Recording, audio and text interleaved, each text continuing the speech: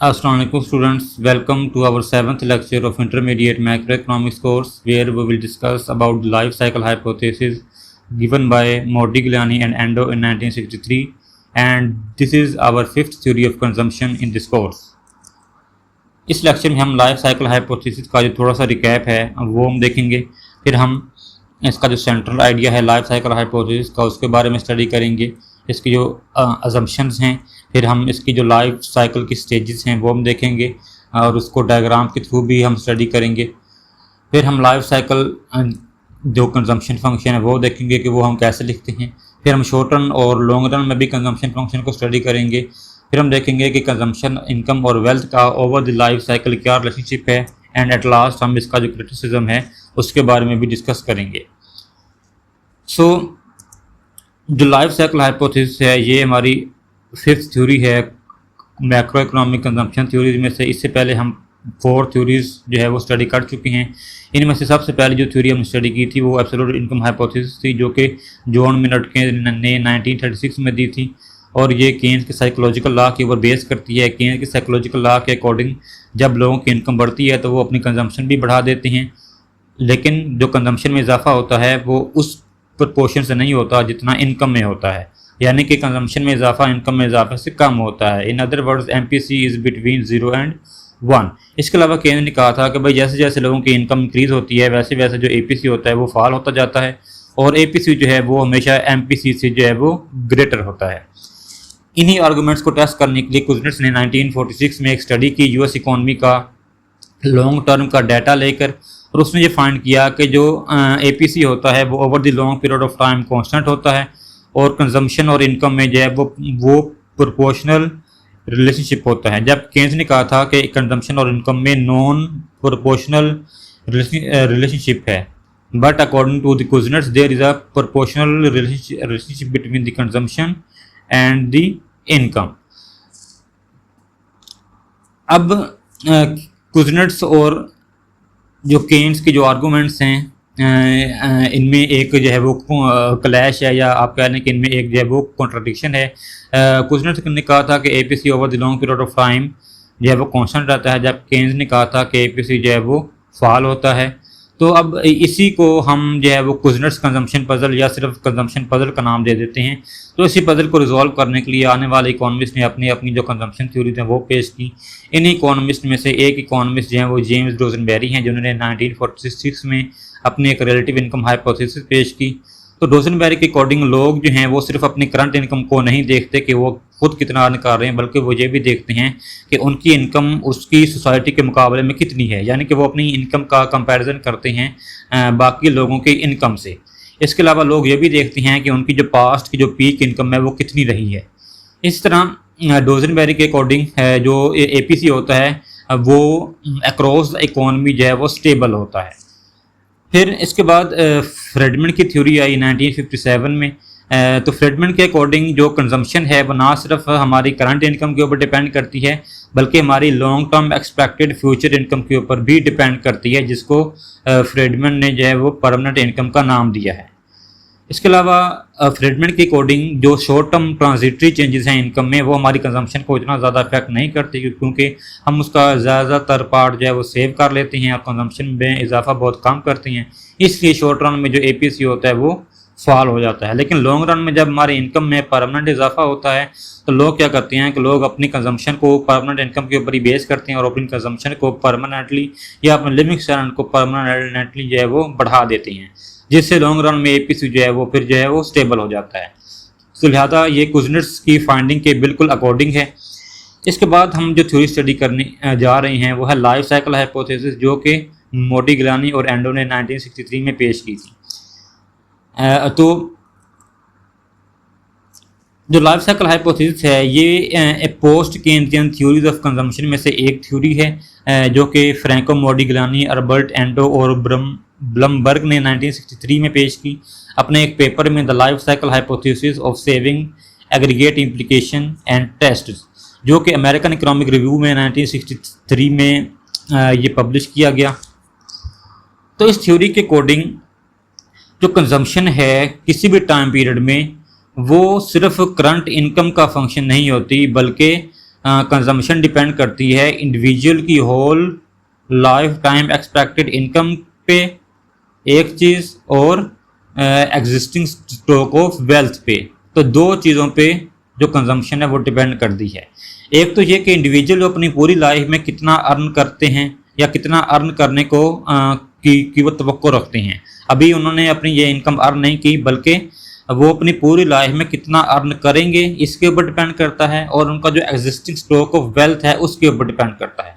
अब ये जो एग्जिस्टिंग स्टॉक ऑफ वेल्थ है तो ये अब दो चीज़ों के ऊपर डिपेंड करता है। एक तो लोगों की जो सेविंग्स हैं उनके ऊपर के लोग कितना सेव करते हैं, उसी को फिर वो वेल्थ में फिर अकोमोलेट कर लेते हैं। इसके अलावा उनको जो इनहेरिटेंस दिया जाता है उनके पेरेंट्स की तरफ से वो। तो इस तरह जो हाउस होल्ड्स होते हैं वो अपनी कंजम्पशन को प्लान करते हैं according to the life time income.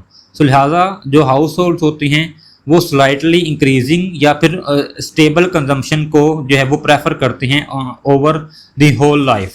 तो इस तरह लोग जो हैं वो अपनी कंजम्पशन को स्मूथ करते हैं, अगरचे उनकी कम हो या ज़्यादा हो, तो वो अपनी कंजम्पशन को किसी भी स्टेज पे जो है वो कम नहीं होना देते। जब उनकी इनकम कम होती है तो फिर वो बोरो करके जो है वो कंजम्पशन करते हैं, और जब उनकी इनकम ज़्यादा हो जाती है तो फिर वो सेविंग कर लेते हैं। इस तरह थ्रू आउट उनकी जो कंजम्पशन होती है वो स्मूथ होती है या फिर जो है वो स्लाइटली इंक्रीजिंग होती है।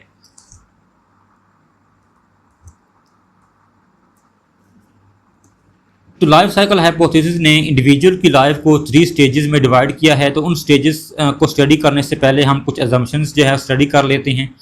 फर्स्ट अजम्पशन ये है कि इंडिविजुअल को पता है कि उसने जो है वो कितने साल ज़िंदा रहना है, यानी कि उसको अपनी जो लाइफ एक्सपेक्टेंसी है उसके बारे में उसको इल्म है, पता है।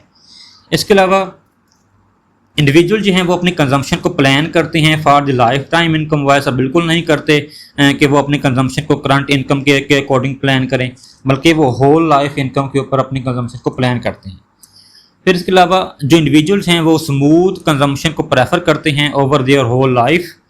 इसके अलावा इंडिविजुअल्स को यह भी पता है कि उन्होंने लेबर फोर्स में कब एंटर होना है और कब उन्होंने रिटायर होना है। हम यहाँ पर अजूम कर रहे हैं कि जो इंडिविजुअल है जब वो 15 ईयर का है तब वो लेबर फोर्स में एंटर हो जाता है, और फिर वो अर्निंग करना जो है वो शुरू कर देता है। फिर इसके अलावा हम ये भी अजूम कर रहे हैं कि जो प्राइस लेवल है इंडिविजुअल की लाइफ में वो कांस्टेंट होता है, जो कि एक अनरियलिस्टिक सी ये अजम्पशन है, क्योंकि जो प्राइस लेवल है वो कांस्टेंट नहीं रहता बल्कि प्राइसेस चेंज होती हैं। But in this theory we assume that the price level is constant, so there is no change in the prices. फिर हम ये भी अज्यूम कर रहे हैं कि ये जो इंडिविजुअल है जिसकी हम बात कर रहे हैं उसके जो पेरेंट्स हैं उसके लिए इनहेरिटेंस छोड़कर जाते हैं, ठीक है, उसके लिए जो जायदाद है या जो विरासत है उसके लिए छोड़कर जाते हैं। लेकिन ये जो इंडिविजुअल खुद है वो आगे अपने बच्चों के लिए कोई भी इनहेरिटेंस जो है वो छोड़कर नहीं जाता, ये हम यहाँ पर एज्यूम कर रहे हैं। फिर इसके अलावा हम ये भी एज्यूम कर रहे हैं कि जो उसको इंटरेस्ट मिल रहा है सेविंग के ऊपर या उसने जो इंटरेस्ट पे करना है बोरोइंग के ऊपर वो भी ज़ीरो है, it is only for simplicity. फिर इसके अलावा हम ये भी एज्यूम कर रहे हैं कि जब इंडिविजुअल रिटायर हो जाएगा अपनी वर्किंग एज के बाद, तो फिर उसको ना कोई पेंशन मिलेगी, ना ही उसको कोई सोशल बेनिफिट्स मिलेंगे, ना ही उसको ओल्ड एज बेनिफिट्स मिलेंगे। It is for the simplicity हम ये चीज़ें जो है वो एज्यूम कर रहे हैं। बाद में हम इन एजम्पशंस को रिलैक्स भी कर सकते हैं। सो अब जो लाइफ साइकिल हाइपोथेसिस है इसने इंडिविजुअल की लाइफ को 3 स्टेजेस में डिवाइड किया है। फर्स्ट स्टेज उसकी लाइफ में आती है वो है अर्ली लाइफ है। अर्ली लाइफ में उसकी इनकम कम होती है लेकिन उसकी कंजम्पशन ज़्यादा होती है, इसलिए वो डिस सेव कर रहा होता है, और इस एज में वो अपनी कंजम्पशन जो है वो 2 चीज़ों के ऊपर जो है वो डिपेंड करता है। एक तो उसका जो इनहेरिटेंस है जो कि उसके पेरेंट्स उसके लिए छोड़ के गए होते हैं उसके ऊपर उसकी कंजम्पशन डिपेंड करती है, और दूसरा वो अपने फ्रेंड से या अपने रिलेटिव से बोरो करता है। अगर वो इंडिपेंडेंट हैं तो वो अपने फ्रेंड्स या फिर रिलेटिव से बोरो करेगा, लेकिन अगर वो इंडिपेंडेंट नहीं है तो फिर वो आप कह सकते हैं कि वो अपने पेरेंट्स की इनकम के ऊपर डिपेंड करेगा या अपने पेरेंट्स से जो है वो बोरो कर रहा होगा। फिर जैसे जैसे इंडिविजुअल की एज बढ़ती है, जब वो अपनी मिडिल एज में आता है तो फिर वो अर्निंग करना शुरू कर देता है और उसकी जो इनकम होती है उसकी कंजम्पशन से ज़्यादा होती है, और इसी स्टेज में जो कुछ भी वो अर्न कर रहा होता है उसमें से कुछ जो है वो कंज्यूम कर लेता है और कुछ जो है वो सेव कर लेता है, और इन्हीं सेविंग का कुछ पार्ट जो है वो माजी में ली गई बोरोविंग के ऊपर स्पेंड कर देता है, और इन्हीं सेविंग का जो कुछ पार्ट है उससे वेल्थ अकोमोडेट करके अपनी रिटायरमेंट के लिए जो है वो सेव करके रख लेता है। तो इस तरह जो सेविंग्स होती हैं यहाँ पे वो पॉजिटिव होती हैं। फिर जब नेक्स्ट स्टेज आती है जो कि इंडिविजुअल की लाइफ की लास्ट स्टेज है, जिसको हम ओल्ड एज या फिर रिटायरमेंट स्टेज भी कहते हैं, वहाँ पे क्या होता है कि वहाँ पे फिर उसकी जो कंजम्पशन है उसकी इनकम से ग्रेटर हो जाती है। इस तरह वो फिर जो है वो फिर नेगेटिव सेविंग करना शुरू कर देता है, और इस लाइफ की और इस स्टेज में वो अपनी यंग एज में की गई सेविंग के ऊपर जो है वो रिलाई करता है। इस तरह वो अपनी सारी की सारी जो इनकम है, सारी की सारी जो वेल्थ है उसको अपनी पूरी लाइफ में कंज्यूम कर देता है, और अपने जो चिल्ड्रन हैं उनके लिए कुछ भी जो है वो बिक्वत नहीं करके जाता, हम ये अज्यूम कर रहे हैं। हाँ, अगर उसने अपने चिल्ड्रन के लिए इनहेरिटेंस छोड़कर जाना है तो उसको अपने मिडिल एज के अंदर जो सेविंग्स हैं उसको जो है वो ज़्यादा करना पड़ेगा।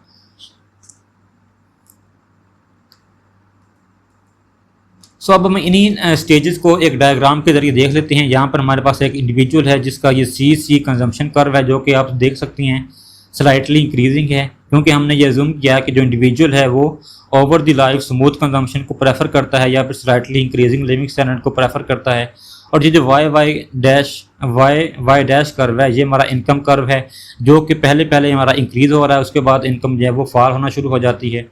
और इनकम और कंजम्पशन के दरमियान जो डिफरेंस है ये हमारा सेविंग का है। हम ये अज्यूम कर रहे हैं कि हमारा जो इंडिविजुअल है वो 15 ईयर की एज में वो लेबर फोर्स में एंटर होता है, और उसकी जो इनकम है वो OY1 होती है, लेकिन वो कंजम्पशन कितनी कर रहा होता है, वो OC कंजम्पशन कर रहा होता है। ये जो डिफरेंस है CY, इसको हम नेगेटिव सेविंग कह रहे हैं, क्योंकि जब हमारी कंजम्पशन इनकम से ज़्यादा हो तो इंडिविजुअल जो है वो नेगेटिव सेविंग कर रहा होता है, और वो दो चीज़ों के ऊपर रिलाई कर रहा होता है।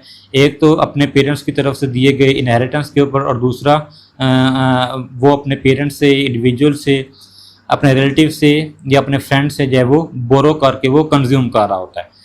यहाँ पर आप यूँ समझ लें कि एक जो 15 ईयर का इंडिविजुअल है वो अभी अंडर ग्रेजुएट स्टूडेंट है, उसकी अभी पढ़ाई मुकम्मल नहीं हुई, और साथ साथ वो एक पार्ट टाइम जॉब भी कर रहा है, लेकिन वो जो पार्ट टाइम जॉब है वो उसकी कंजम्पशन को पूरा नहीं कर रही, इसलिए उसको बोरो भी करना पड़ता है।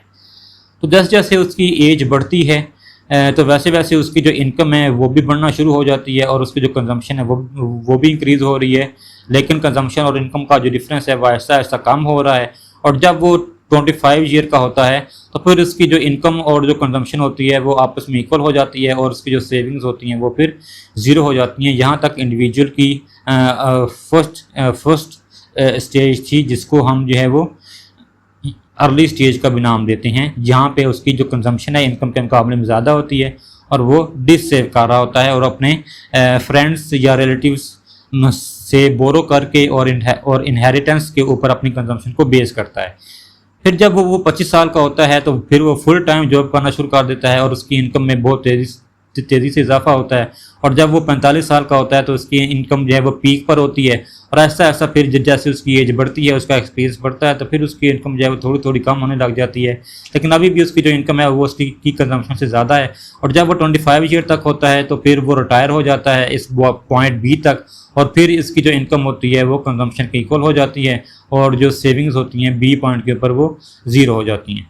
अब जो A से B तक जो स्टेज है इसको हम वर्किंग स्टेज या फिर मेन ए स्टेज का भी नाम देते हैं, या इसको मिडिल एज का भी नाम दे सकते हैं, जहाँ पे उसकी जो इनकम है उसकी कंजम्पशन से ज़्यादा है, और वो पॉजिटिव सेविंग्स कर रहा होता है। अब वो इस पॉजिटिव सेविंग का करेगा क्या, एक तो उसने जो बोरो किया था अपनी अर्ली स्टेज के अंदर उसको वो वापस करेगा, जो भी उसने बोरो किया था, ठीक है। और इसके अलावा वो क्या करेगा कि इस सेविंग से जो वेल्थ है उसको वो अकोमोडेट करेगा, ताकि फ्यूचर में जब वो रिटायर होगा उसमें वो कंज्यूम कर सके। इस तरह उसकी सेविंग जो है वो दो पार्ट में डिवाइड हो जाती है। फिर जब नेक्स्ट स्टेज आती है, जब वो 65 ईयर का होता है, जब वो रिटायर हो जाता है, तो उसकी इनकम जो है वो फिर कम हो जाती है, लेकिन उसकी जो कंजम्पशन है वो उतनी ही रहती है, क्योंकि इंडिविजुअल जो है वो स्मूथ कंजम्पशन को प्रेफर करते हैं। अब ये जो डिफरेंस है between C dash and Y dash, ये हमारी नेगेटिव सेविंग है। यहाँ पर S इज़ लेस दैन 0 है। अब S लेस दैन 0 क्यों है? क्योंकि ये अब इनकम तो अर्न नहीं कर रहा है, इनकम इसकी कम है, लेकिन कंजम्पशन अभी भी कर रहा है, ठीक है। तो यहाँ पे क्या है, Y is less than C। सो अब ये अपनी ये पास्ट में की गई सेविंग है उसके ऊपर जो है वो रिलाई करेगा, ठीक है। यानी कि आप कह सकते हैं कि ये पास्ट से ये बोरो करेगा, इसलिए जो इसकी जो सेविंग्स हैं वो नेगेटिव हैं। तो इस तरह अगर आप देखें कि अगर आप CYA पॉइंट को ऐड करें BC dash Y dash point से, तो ये जो एरिया है सारा वो AHB पॉइंट के बराबर होगा, ठीक है। यानी कि ये वाला जो एरिया है, ठीक है, एंड प्लस ये वाला जो एरिया है ये इक्वल होगा इस AH एंड B एरिया के।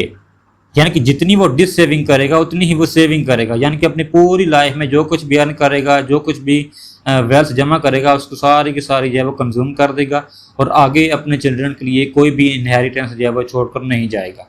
और जब वो 75 ईयर का होता है तो फिर उसकी वैसे ही जो लाइफ है वो ख़त्म हो जाती है, ठीक है। So these are the three stages of life of any individual। तो जब उसकी स्टेज में उसकी इनकम कम होती है तो फिर वो बोरो करके कंज्यूम करता है, जब उसकी लाइफ में इनकम ज़्यादा होती है तो फिर वो सेव कर लेता है, और जब उसकी इनकम फिर कम हो जाती है तो फिर वो डिस सेव करता है। इस तरह वो अपनी लाइफ में कंजम्पशन को स्मूथ रखता है।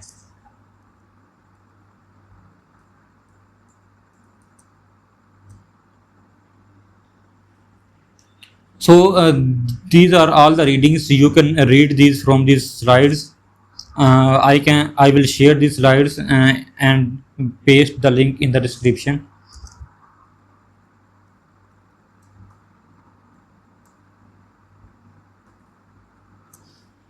So अब हम बात कर लेते हैं लाइफ साइकिल कंजम्पशन फंक्शन की। So according to the life cycle hypothesis, an individual consumption depends not only on their current income but also on their lifetime resources।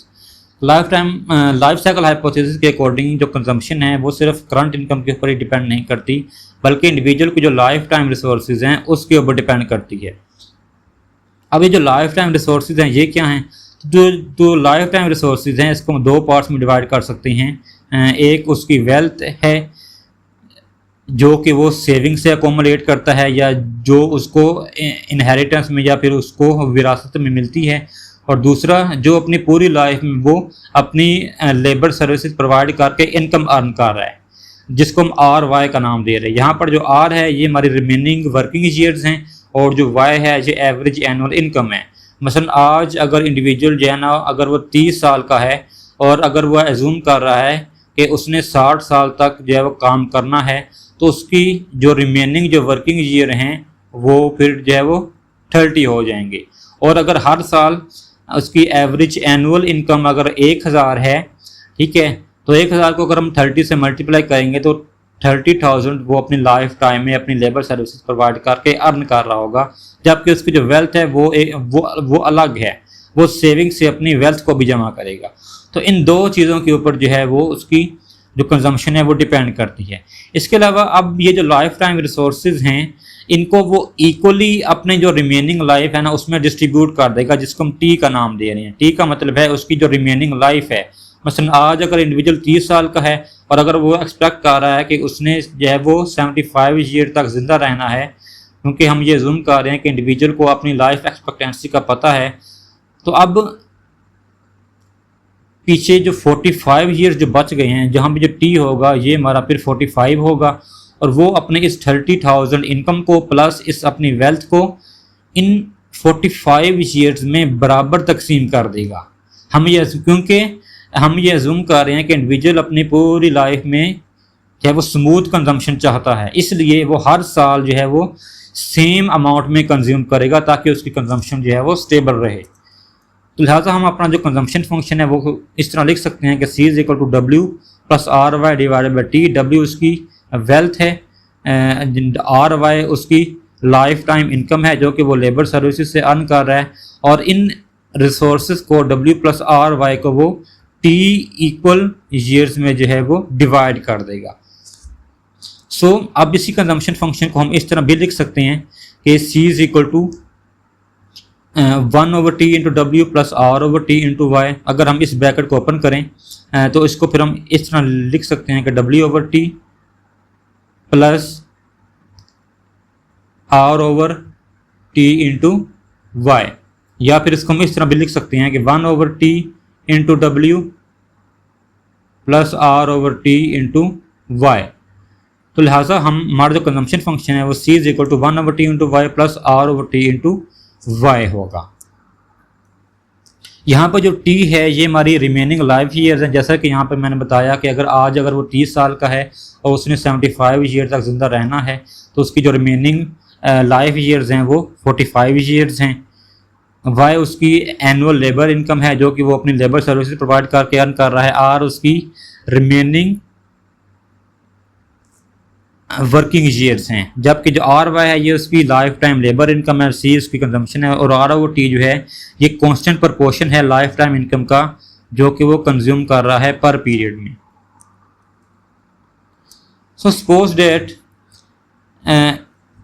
Individual ये एक्सपेक्ट कर रहा है कि वो आज के बाद जो है वो 50 साल मज़ीद वो ज़िंदा रहेगा, तो यहाँ पर जो टी है वो 50 है, और अगर वो 30 साल मज़ीद काम करता है तो उसका जो आर होगा वो फिर 30 होगा। तो हम अपना जो कंजम्पशन फंक्शन है वो कुछ इस तरह लिख सकते हैं कि 1/T बेसिकली 1/T, टी हमारा क्या है वो 50 है, प्लस 30/50। इसको हम लिख सकते हैं R/T, आर हमारा कितना है 30 है, और टी कितना है वो हमारा 50 है। तो हमारा जो कंजम्पशन फंक्शन है वो आ जाएगा 1/50 into W plus 30/50 into Y. तो अगर इसको हम सोल्व करें तो हमारे पास जो क्वांटिटेटिव फॉर्म में जो कंजम्पशन फंक्शन आएगा वो आएगा C is equal to 0.02W plus 0.6Y। तो ये हमारा एक final life time consumption function है जिसमें हम ये देख सकते हैं कि जो कंजम्पशन है वो ना सिर्फ हमारी वेल्थ के ऊपर डिपेंड कर रही है बल्कि हमारी जो लाइफ टाइम इनकम है उसके ऊपर भी डिपेंड कर रही है। इस इक्वेशन के अकॉर्डिंग जब हमारी इनकम $1 से इंक्रीज़ होगी तो हमारी जो कंजम्पशन है वो $0.6 से इंक्रीज़ होगी पर ईयर, और अगर हमारी वेल्थ जो है वो $1 से इंक्रीज़ होती है तो हमारी जो कंजम्पशन है वो $0.02 से इंक्रीज़ होगी। तो आप यहाँ पर देख सकते हैं कि जब हमारी इनकम में इजाफा होगा तो उसका हमारी कंजम्पशन के ऊपर ज़्यादा इफेक्ट है, लाइफ टाइम इनकम का कंजम्पशन के ऊपर ज़्यादा इफेक्ट है, जबकि अगर हमारी वेल्थ में इजाफा होगा तो उसका हमारी कंजम्पशन के ऊपर जो इफेक्ट है वो बहुत कम है। हम जो एग्रीगेट कंजम्पशन फंक्शन है उसको फिर हम इस तरह भी लिख सकते हैं, क्योंकि हमें पता है कि हमारा जो कंजम्पशन फंक्शन क्या था, C is equal to 1/T into W plus R Y plus R/T into Y. यहाँ पे जो 1/T है इसको हम अल्फ़ा लिख सकते हैं, और यहाँ पर जो R/T है इसको हम बीटा लिख सकते हैं। तो हमारे पास जो एग्रीगेट कंजम्पशन फंक्शन है वो C is equal to alpha W plus beta Y आएगा। अब यहाँ पे जो अल्फ़ा है ये हमारा marginal propensity to consume out of wealth है, और जो बीटा है ये हमारा marginal propensity to consume out of income है। अब याद रखें कि यहाँ पे हमारा जो अल्फ़ा है ये हमारा इंटरसेप्ट है, यानी कि जब हमारी वेल्थ इंक्रीज़ होगी तो हमारा जो कंजम्पशन फंक्शन है वो फिर अपवर्ड शिफ्ट होता जाएगा, ठीक है। और C हमारी जो है वो कंजम्पशन है। फर्ज़ करें कि अगर इनकम हमारी $1 से बढ़ती है तो उसके रिस्पॉन्स में हमारी कंजम्पशन कितनी बढ़ेगी वो हमें बीटा बताएगा, और अगर हमारी वेल्थ 1 यूनिट से बढ़ती है तो फिर हमारी कंजम्पशन कितनी बढ़ेगी वो हमें अल्फ़ा बताएगा। सो अब हम जो एवरेज प्रोपेंसिटी टू कंज्यूम है वो भी हम फाइंड कर सकते हैं, क्योंकि हमें पता है कि C क्या है, C is equal to alpha W plus beta Y. अगर हम इस पूरी इक्वेशन को y से डिवाइड करें APC फाइंड करने के लिए तो हमारे पास जो APC आएगा वो क्या आएगा, यहाँ पर C/Y हमारा APC है, अल्फ़ा इंटू W/Y आ गया, प्लस y से कट जाएगा प्लस बीटा। सो हमारा जो APC है APC is equal to alpha times W/Y plus beta. तो यहाँ पर हम देख सकते हैं कि क्योंकि जो एवरेज प्रोपेंसिटी टू कंज्यूम है वो डिपेंड करता है इनकम, जो डिपेंड करता है वेल्थ और इनकम की रेशो पे। यहाँ पे जो बीटा और अल्फ़ा हैं ये हमारे कॉन्स्टेंट्स हैं, इसलिए जब हमारे वेल्थ या इनकम चेंज होगी उसकी जो रेशो चेंज होगी फिर हमारा जो APC है वो भी चेंज हो जाएगा। अब यहाँ पर एक और कैच ये है कि शॉर्ट रन में जो इनकम है वो जिस प्रपोर्शन से बढ़ती है, हमारी वेल्थ उस प्रपोर्शन से नहीं बढ़ती है, बल्कि हमारी वेल्थ उससे कम प्रपोर्शन में बढ़ती है। इसको आप इस तरह ले सकते हैं कि अगर एक इंडिविजुअल है, उसकी कोई न्यू जॉब हुई है और वो महाना के 50,000 रुपये वो अर्न कर रहा है, तो वो फौरी तौर पे उस 50,000 से अपनी जो प्रॉपर्टी है वो नहीं बना सकता, या अपनी जो वेल्थ है वो नहीं क्रिएट कर सकता। हाँ, अगर वो 3-4 सालों तक, 10 सालों तक अपनी इनकम को सेव करता रहे, तो फिर जाके वो अपनी प्रॉपर्टी को बिल्डअप कर सकता है और अपनी वेल्थ को बना सकता है। तो इट मीन्स कि शॉर्ट रन में इनकम तो हमारी चेंज हो सकती है, लेकिन वेल्थ हमारी उस प्रपोर्शन से चेंज नहीं होती। लेकिन लॉन्ग रन में हमारी जो इनकम है और जो वेल्थ है वो सेम प्रपोर्शन से चेंज होती है। तो शॉर्ट रन में क्या होगा, तो शॉर्ट रन में इनकम हमारी चूँकि ज़्यादा प्रपोर्शन से इंक्रीज़ होती है और जो वेल्थ है वो हमारी जो है वो कम प्रपोर्शन से इंक्रीज़ होती है। तो जब आपका नॉमिनेटर कम होगा और डिनोमिनेटर ज़्यादा होगा, तो आपका जो एपीसी है वो फिर फॉल हो जाएगा। तो शॉर्ट रन में जो एपीसी होगा वो फिर फॉल हो जाएगा, जो कि ये कुज़नेट्स की फाइंडिंग्स के बिल्कुल अकॉर्डिंग है। इसके अलावा लॉन्ग रन में चूंकि इनकम और वेल्थ जो है वो सेम प्रपोर्शन से बढ़ती हैं, तो ये जो W/Y की जो रेशियो है ये कांस्टेंट रहेगी, और जब ये कांस्टेंट रहेगी तो हमारा जो एपीसी है वो भी हमारा जो है वो कांस्टेंट रहेगा ओवर दी लॉन्ग रन, जो कि कुज़नेट्स की फाइंडिंग के बिल्कुल अकॉर्डिंग है। और ये फ्रीडमैन की फाइंडिंग के भी बिल्कुल अकॉर्डिंग है। फ्रीडमैन ने भी ये कहा था कि लॉन्ग रन में जो एपीसी होता है वो कांस्टेंट रहता है, जबकि शॉर्ट रन में ट्रांजिटरी चेंजेस इन इनकम की वजह से जो एपीसी होता है वो फॉल हो जाता है। सो अब हम शॉर्ट रन में या लॉन्ग रन में कंजम्पशन फंक्शन को देख लेते हैं। तो फर्ज करें कि इंडिविजुअल की जो इनिशियल इनकम है वो इतनी है, इसको हम Y1 का नाम दे देते हैं। वो OY1 इनकम अर्न कर रहा है और इसको हम C1 का नाम दे सकते हैं, ठीक है।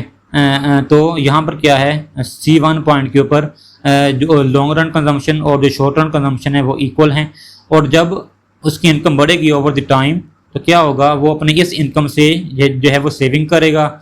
सेविंग से क्या करेगा, फिर अपनी वो जो वेल्थ है वो क्रिएट करेगा, अपनी जो प्रॉपर्टी उससे परचेज करेगा, शेयर्स परचेज करेगा, उसकी उससे जो है वो सेविंग्स करेगा मुख्तलिफ कंपनीज़ में। इस तरह वो अपनी वेल्थ को बिल्डअप करेगा, और जब वेल्थ इंक्रीज़ होगी तो आपको मैंने बताया था कि जो वेल्थ है ये यहाँ पे अल्फ़ा W जो है ये हमारा इंटरसेप्ट है। तो जब हमारी वेल्थ इंक्रीज़ होगी तो जो शॉर्ट रन कंजम्पशन फंक्शन है ये फिर हमारा अपवर्ड शिफ्ट हो जाएगा, और फिर जो इंडिविजुअल है वो सीधा C1 पॉइंट से C2 पॉइंट तक आ जाएगा, यानी कि पहले से हायर कंजम्पशन कर्व के ऊपर आ जाएगा। इसी तरह जब उसकी इनकम मज़ीद बढ़ती है फ्रॉम Y2 टू Y3, तो फिर उसकी जो सेविंग है वो इंक्रीज़ होंगी, उससे मज़ीद अपनी जो वेल्थ है वो क्रिएट करेगा, और मज़ीद इस इनकम लेवल के ऊपर उसका जो सेविंग कंजम्पशन फंक्शन है वो अपवर्ड शिफ्ट हो जाएगा एट C3 पॉइंट। तो इस तरह शॉर्ट रन में जब कंजम्पशन फंक्शन ये शिफ्ट होगा, तो इन्हीं shifted short run consumption function को जब हम आपस में जोड़ लेंगे तो हमारे पास एक कंजम्पशन फंक्शन आएगा जो कि लॉन्ग रन कंजम्पशन फंक्शन होगा, और ये प्रोपोर्शनल होगा, यानी कि ये ओरिजिन से स्टार्ट होगा। जबकि जो शॉर्ट रन कंजम्पशन फंक्शन है वो आप देख सकते हैं कि ये ओरिजिन के ऊपर से स्टार्ट हो रहे हैं, क्योंकि इसका जो इंटरसेप्ट है वो वेल्थ है, वो अल्फ़ा है।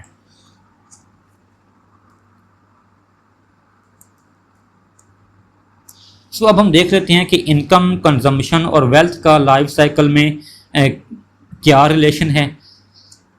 तो हम यहाँ पर एक एग्जांपल लेंगे। हम एज्यूम कर रहे हैं कि जो इंडिविजुअल जो है ना वो आज 25 साल का है और उसने 65 ईयर तक उसने इनकम अर्न करनी है, यानी कि उसके बाद वो रिटायर हो जाएगा, और उसकी जो लाइफ एक्सपेक्टेंसी है वो 75 ईयर है, यानी कि वो 75 ईयर तक वो ज़िंदा रहेगा, ठीक है। तो जैसे जैसे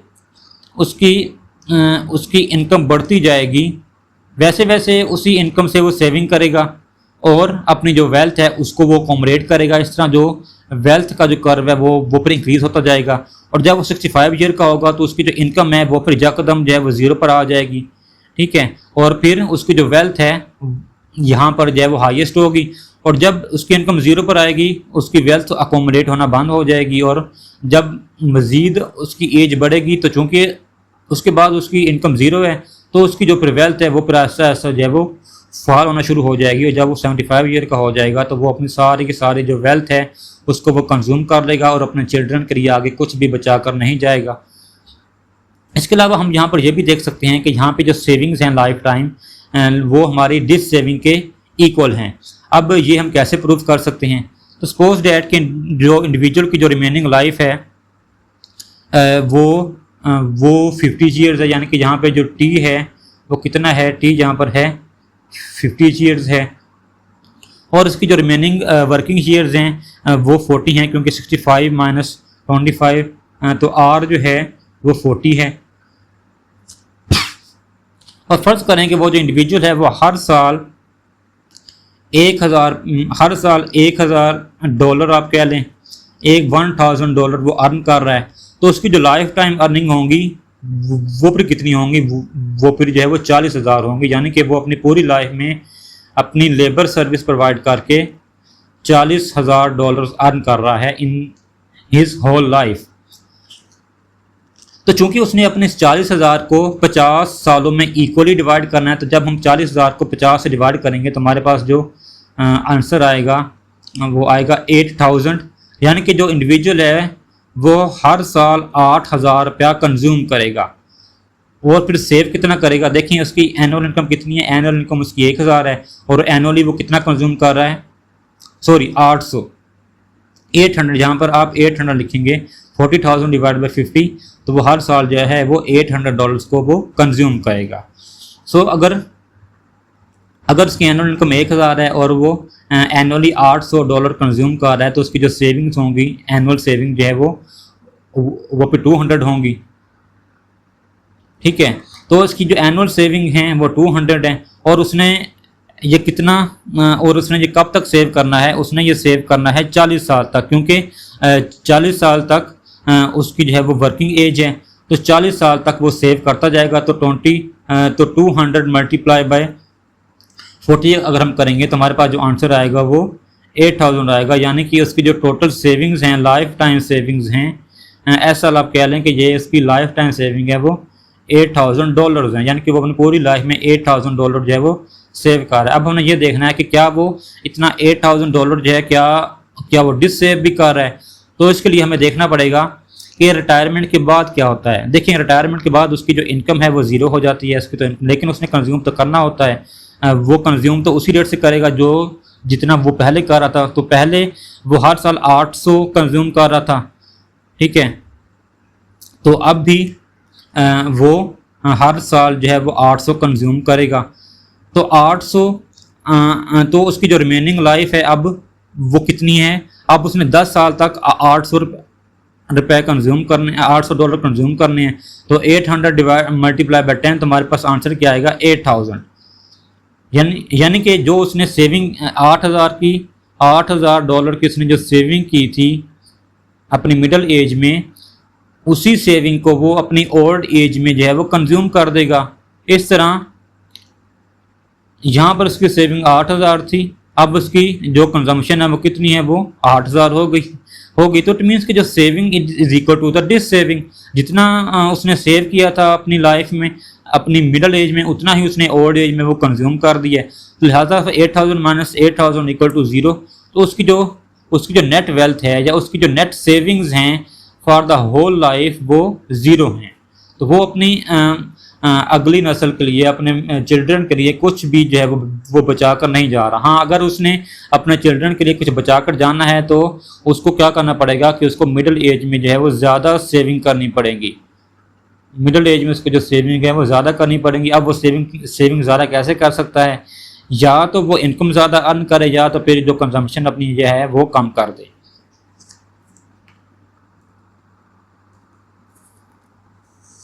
सो अब हम इसका जो क्रिटिसिज्म है उसके बारे में स्टडी कर लेते हैं। तो अगरचे इस थ्योरी ने कंजम्पशन पजल को रिजॉल्व किया है, शॉर्ट रन में इसने बताया है कि जो एपीसी है वो फॉल होता है, लॉन्ग रन में एपीसी जो है वो कांस्टेंट रहता है, लेकिन फिर भी इसकी कुछ लिमिटेशंस हैं।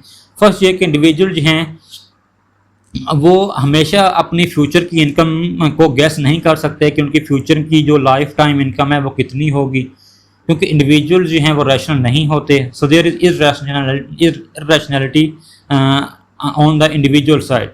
इसके अलावा हम ये भी अज़ूम कर रहे हैं कि जो इंडिविजुअल है वो फ्रीली बोरो कर सकता है अपनी अर्ली एज के अंदर, लेकिन जो डेवलपिंग कंट्रीज़ हैं वहाँ पर फाइनेंशियल इंस्टीट्यूशन इतने स्ट्रॉन्ग या वो डेवलप नहीं होते जिससे वो इंडिविजुअल जो है वो इजीली बोरो कर सके। तो लिहाजा यहाँ पर लिक्विडिटी कंस्ट्रेंट्स होते हैं जिसकी वजह से वो इजीली बोरो नहीं कर सकता। फिर इसके अलावा हम यहाँ पर यह भी अजूम किया था कि जो इंडिविजुअल हैं वो अपनी सारी की सारी इनकम को जो है अपनी पूरी लाइफ में जो है वो कंज्यूम कर देते हैं और उनकी जो नेट सेविंग होती है वो ज़ीरो होती है और वो अपने चिल्ड्रन के लिए कुछ भी बचा कर नहीं जाते। लेकिन ऐसा बिल्कुल नहीं होता। जो डेवलपिंग कंट्रीज़ में ख़ास तौर पे जो इंडिविजुअल्स होते हैं वो अपने आगे चिल्ड्रन के लिए भी जो बिक्वैत है वो छोड़ कर जाते हैं, यानी कि जो विरासत है वो छोड़ कर जाते हैं। तो आप देख सकते हैं कि पाकिस्तान में भी जो पेरेंट्स हैं वो अपने बच्चों के लिए जो जायदाद वगैरह है वो ख़रीद कर रखते हैं जो कि आगे उनके चिल्ड्रन के काम आती हैं। इसके अलावा हम यहाँ पर यह भी अज़ूम किया था कि इंडिविजुअल को पेंशन और जो ओल्ड एज बेनिफिट्स है वो नहीं मिलते, हालांकि गवर्नमेंट जो है वो रिटायर्ड पर्सनस को ओल्ड एज बेनिफिट्स भी देती हैं और उनको जो पेंशन और सोशल सिक्योरिटी वगैरह हैं वो भी देती हैं। इसके अलावा यहाँ पे वेल्थ और फ्यूचर एक्सपेक्टेड इनकम को मेजर करना भी डिफ़िकल्ट होता है। इसके अलावा जो इंडिविजुअल्स यहाँ पे जो इंडिविजुअल्स की जो हैबिट्स हैं और यहाँ पर जो रिलेटिव इनकम है उसको भी यहाँ पर इग्नोर कर दिया गया है। So that's all for this lecture. If you find this video helpful, then please share this video and subscribe to Minhaj Matrix Hub. Thanks for watching.